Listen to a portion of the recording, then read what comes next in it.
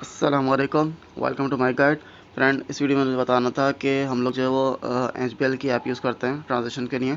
ठीक है, तो HBL की ऐप में जो है वो अब क्योंकि ज़ाहिर सी बात है जो एंड्रॉयड 11 के यूज़र्स हैं उसमें ये स्क्रीनशॉट जो है वो उसका अलाउ नहीं है। आप जो उसका स्क्रीनशॉट आप नहीं ले सकते एंड्रॉयड 11 के अंदर।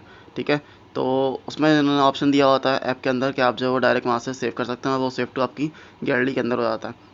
लेकिन रिसेंटली कुछ डेज से जो है वो कुछ लोगों ने मुझसे पूछा भी था और ये कंप्लेन भी आई थी कि इसका जो स्क्रीनशॉट है वो सेव नहीं हो रहा। ठीक है, तो ऐसा नहीं है, स्क्रीनशॉट उसका सेव हो रहा है। मैं आपको दिखा देता हूँ कि पहले जो है वो आपका जो आप उसका स्क्रीनशॉट सेव करते थे तो वो आपका आता था डाउनलोड के अंदर।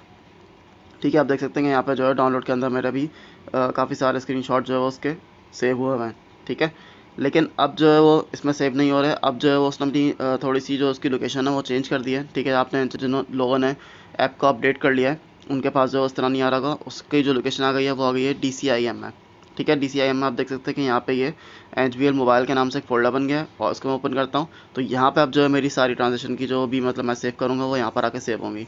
ठीक है, तो आप भी चेक कर लीजिएगा, आपके पास जो गैलरी के अंदर भी ये फ़ोल्डर क्रिएट हो गया होगा और इसके अलावा जो गैलरी में नहीं आ रहा तो आप जो डाक फाइल मैनेजर के अंदर जाकर और इस तरह भी चेक कर सकते हैं। यहाँ पे आपकी जो स्क्रीनशॉट है वो सेव हो रहे होंगे।